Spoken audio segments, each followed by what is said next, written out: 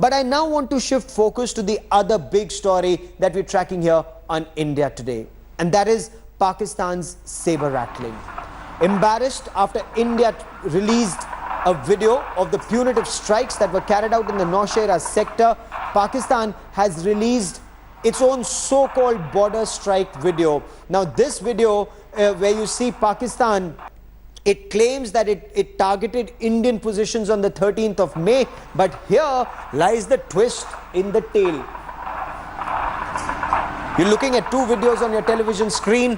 One video has definitive proof of India destroying Pakistani fortifications. The other, where Pakistan is claiming that it destroyed Indian positions, but top army sources have told India Today, India does not have positions like that in the sector that Pakistan describes. India does not have structures, sangars or stone structures in this sector. That's point one. Point two, India says it has only concrete bunkers in this area.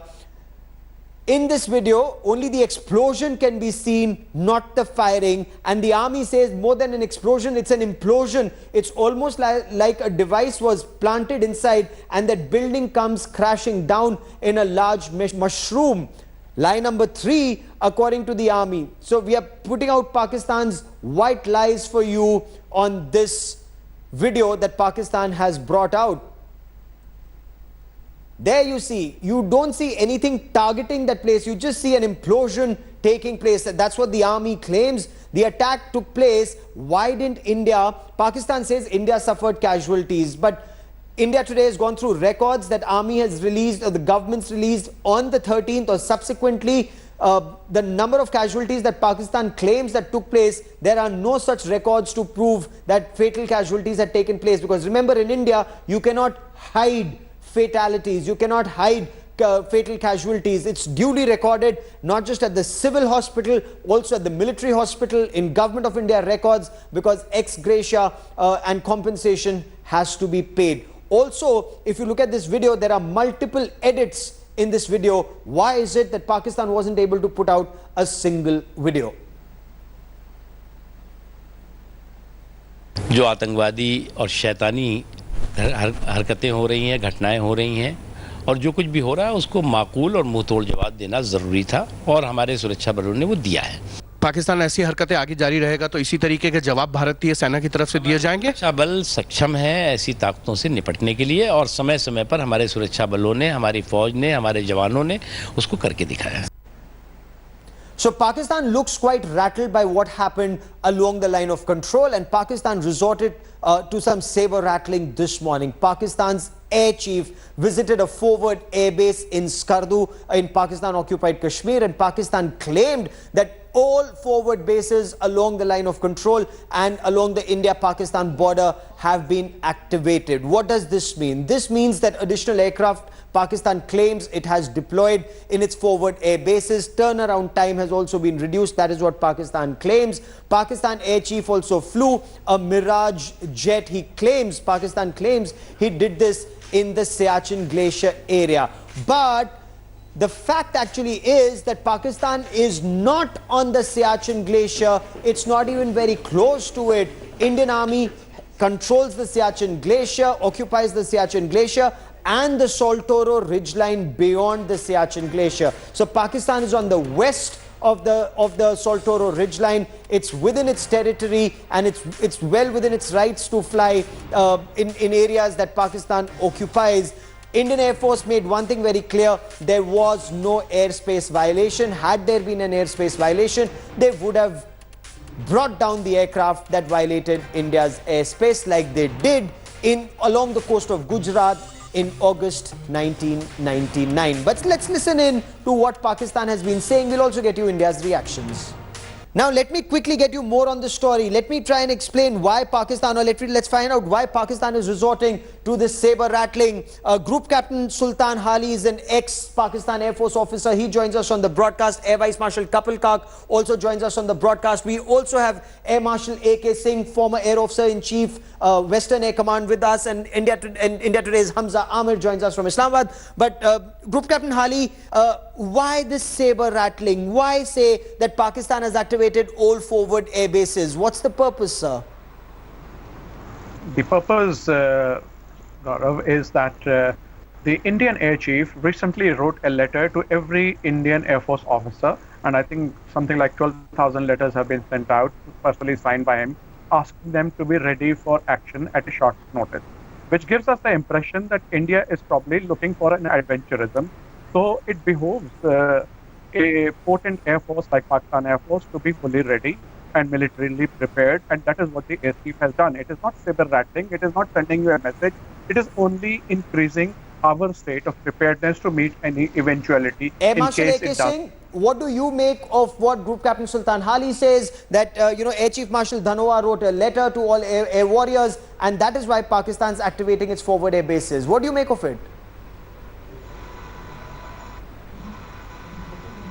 You see, Gaurav, if you look at it, the difference between the two would be that Air Chief Dhanoa has just taken over as the Chief of the Air Staff, instead of having had a chat with each and every officer, which is well within his rights. He has explained the situation to his officers, and he has said that there can be an eventuality where they would be required to meet that eventuality through action. So that's why he has requested them, or he has ordered them, or he has pleaded with them that you need to be alert and we need to be ready for any action which you would be called for. That's about all. In this case, there was no requirement for the Pakistani chief to think in terms of retaliation, because what was he retaliating against? One chief talks to his officers. How does it call for retaliation? I don't know. Hamza, is Pakistan, when it says it's activating its forward air bases, explain to our viewers, Hamza, what does it mean on ground? What action is Pakistan taking on ground?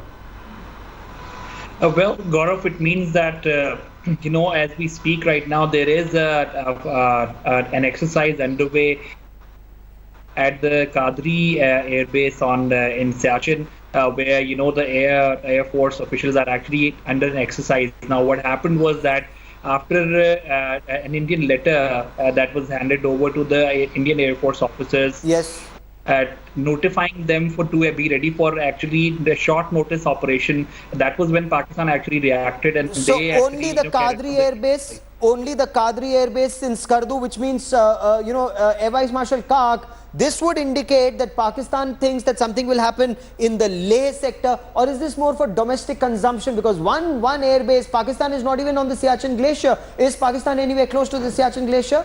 Air Vice Marshal Kak? No, not at all. I think what you said earlier, Gaurav, is absolutely right.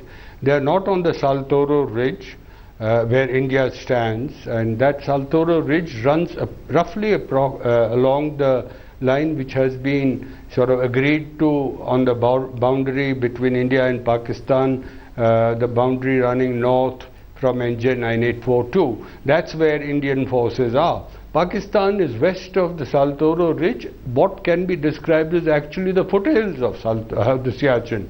I have extensive flying experience in that area from my young days. So I think anyone saying Pakistani forces are on Siachen, he needs to have his head examined. As to the point you made about Air Chief Marshal Dhanoa's letter, he has chosen to write a letter. It's not the first chief to write. General Karyappa had written it, General Sundarji had written it. Each chief has his own style. But for Pakistan to react the way as if this letter is a kind of a threat for Pakistan, we are getting ready to board, you get in also, I think it's carrying a bit too far. And that the Pakistani air chief decides to fly lawfully on his territory is not questionable. I have no problem there. So Group Captain Hali, but the big issue, Gaurav, if you give me just 30 seconds.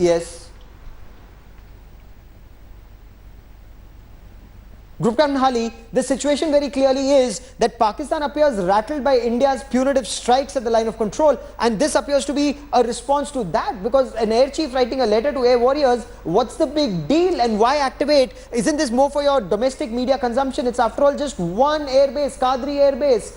How will Pakistan take on the might of an Indian Air Force just by activating the Kadri airbase? Okay, Gaurav. First of all, this was not an ordinary letter in which he just inquired about the health of the Indian Air Force officers, nor did he also just tell them in a general state of preparedness, but he said that you should be ready to be prepared to, to be activated at a very short notice to meet any eventuality. And of course, when you add that with the actions which have been taking place along the line of control by your army, then you see, threat perception is not based upon intentions. Threat perception is based upon the ground realities. So if you are constantly pounding away at our positions across the line of control, then we have to take measures to be prepared. That does not mean that we are going to be aggressive, but this only means that we are being defensive. Okay, you saying you're being defensive. If we look at, the air power between India and Pakistan, Air Marshal A, Singh, and you've commanded the Western Air Force.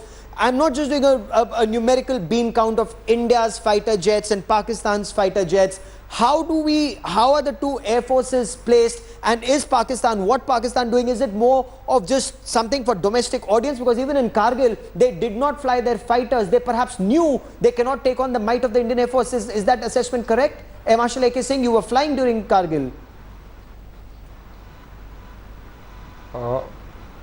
Yes, Kargil, they had a large number of aircraft at Skardu.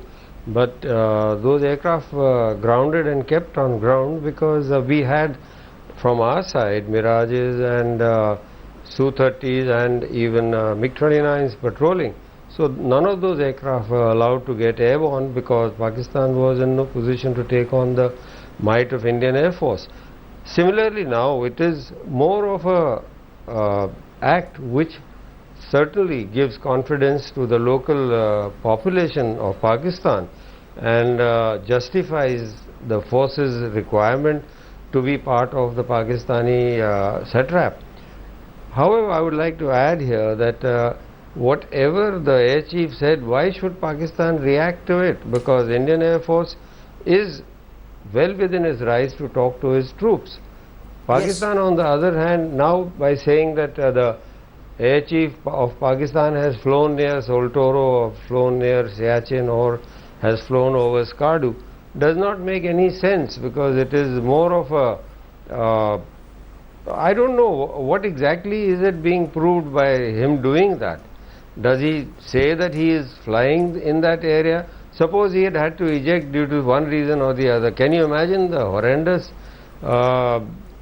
embarrassment that Pakistan would have had to face to repatriate this gentleman? Okay. What has he achieved? I don't know whether his troops would be convinced that he really so basically did fly, it was for domestic consumption. Air Vice Marshal Kak, closing comments. Was it perhaps just for domestic consumption, just to tell them that because India has been pounding them at the LC, they had to do something, that to show something back home?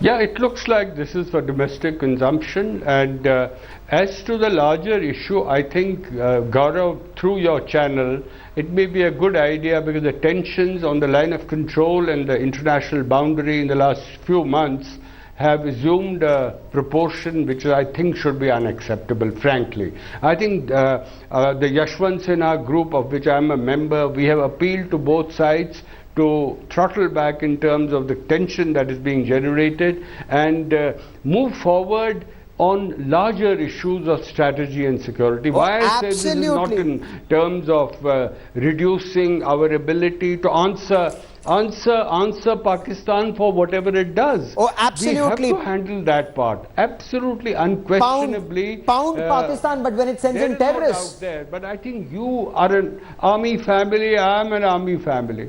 Yes, absolutely. So when Pakistan sends in terrorists, they need to be pounded. Two nations have to look at the larger. And Pakistan needs to stop terror. When we start looking, Pakistan, and that is where this entire debate is. Group Captain Hali, and to all my guests, Air Marshal A, Singh, Air Vice Marshal Kak, and Hamza, many thanks for joining me. But that's the message. Pakistan needs to stop exporting terror for peace to prevail in Jammu and Kashmir and along the line of control, and for talks to move forward.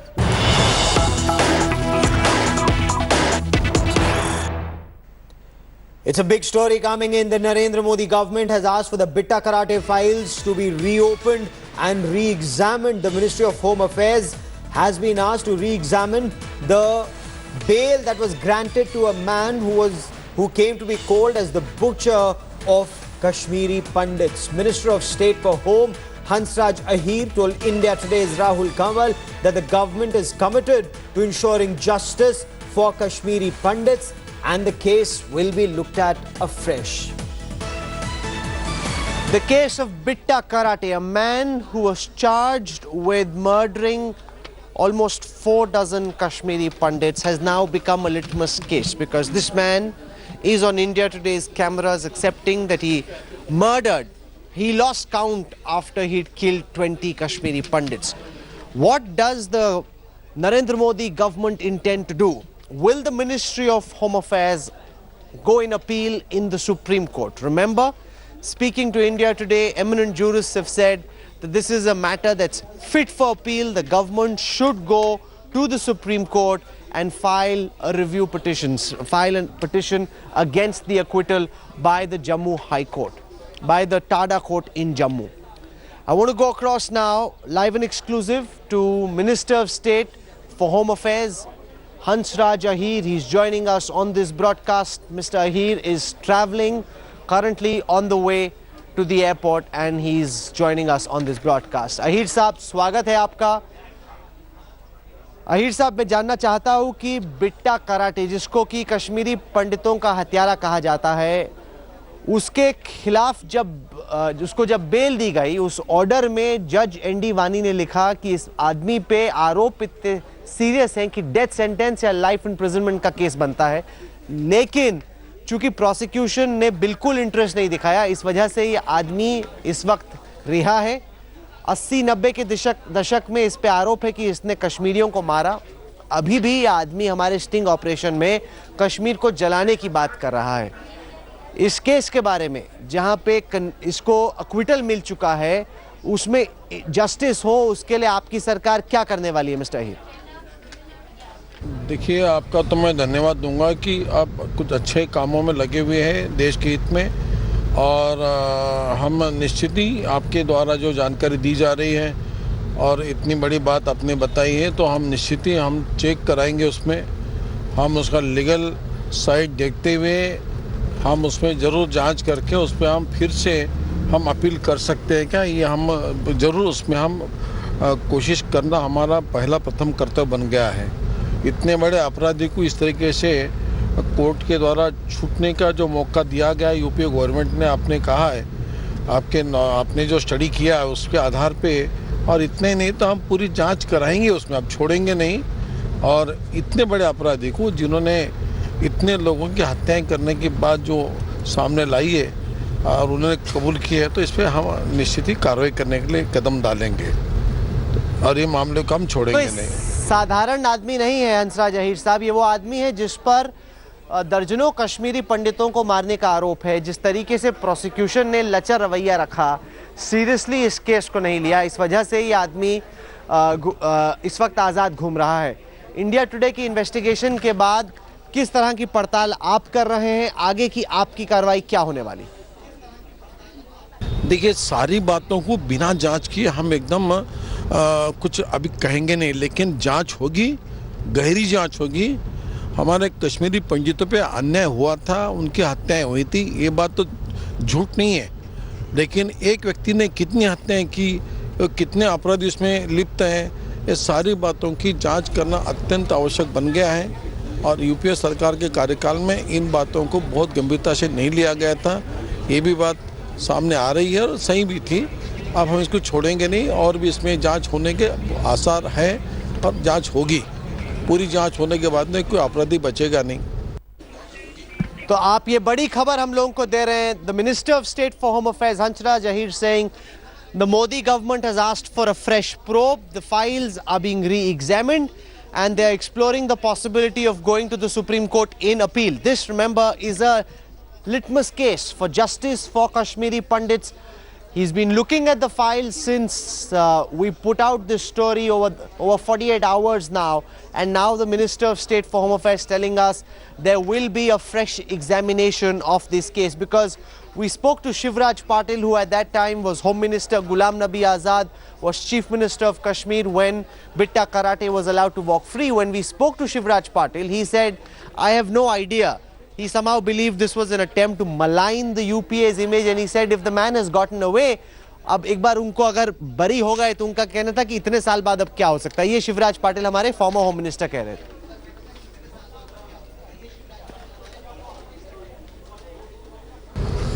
नहीं, इसमें कहना कि तो भी खामियां हैं, कहना कहते भी उसको गंभीरता से लिया नहीं गया है, गलतियां की गई हैं.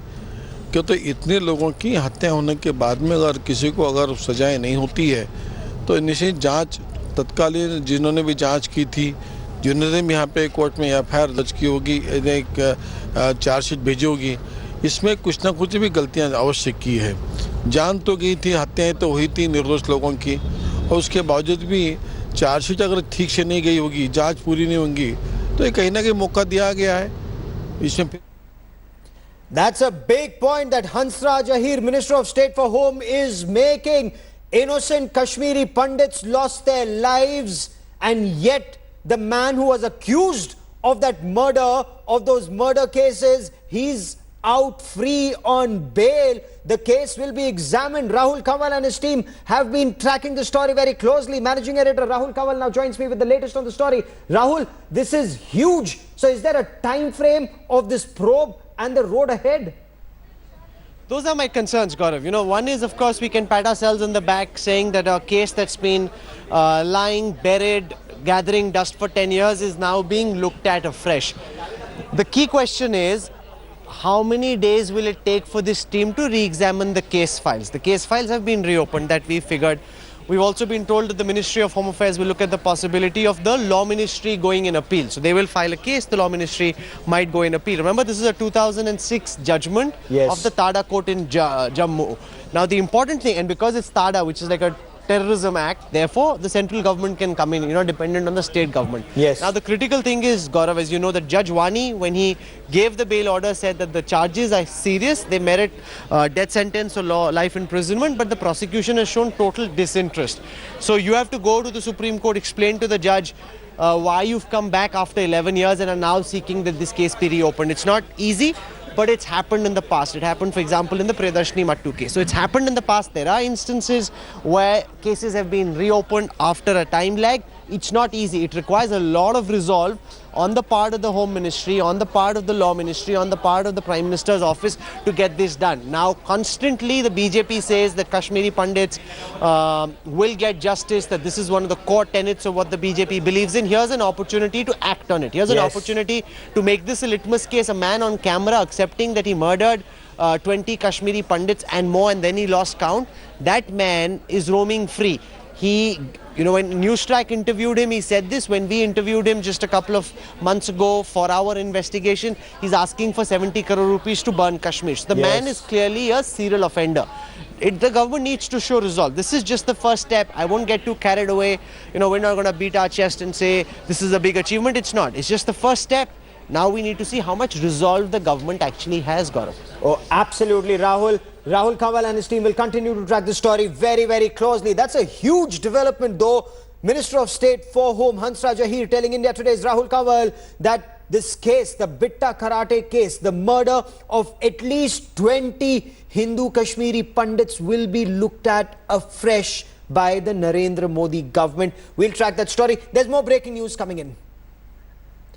Trouble mounts for Lalu Prasad's daughter Misa Bharti. The Income Tax Department has now summoned Misa Bharti, and these summons were issued after a close aide of Misa Bharti was arrested yesterday. And I quickly want to cut across to India Today's Atir Khan, who's been tracking developments on the story.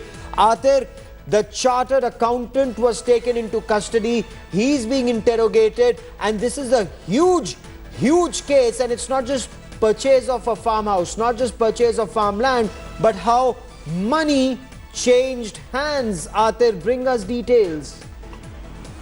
Well, that's right. You see, chartered accountant was linked to the Yadavs was arrested by the enforcement directorate yesterday.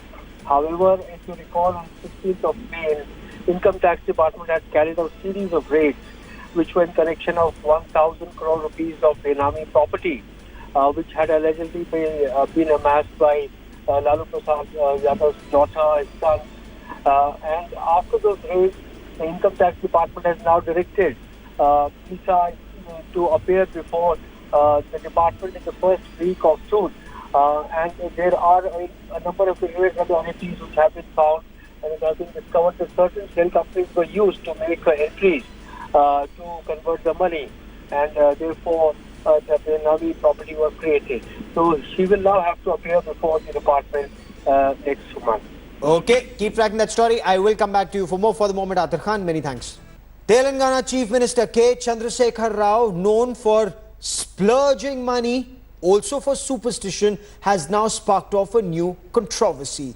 KCR reportedly wants a new Secretariat building. He wants 60 acres of land to be set aside to build a new Secretariat building. Why? Because the existing structure, we are told, or he believes, is not Vastu compliant. The Telangana Chief Minister previously held a yagya which cost apparently close to 7 crore rupees. He even donated gold worth 5 crore rupees to the Tirupati Thirumalai temple. This even as the state has been battling a severe drought. K. Chandrasekhar Rao has also spent crores to satisfy personal desires like a bulletproof vanity van worth 5 crore rupees with a bulletproof bathroom in that vanity van. I want to now quickly cut across to India Today's Ashish for more on the story. Ashish, explain this to us. There is a Secretariat building, it exists, but the Chief Minister wants a new Secretariat building in a cash-starved state. Why? Gaurav, you have to understand, yet again the government of Telangana and its chief, K. Chandrasekhar Rao, the Chief Minister, is in controversy. Now the government has decided, and what we are learning from our sources, that government has decided to shift and construct a new Secretariat building in one of the only left open space in Secunderabad area.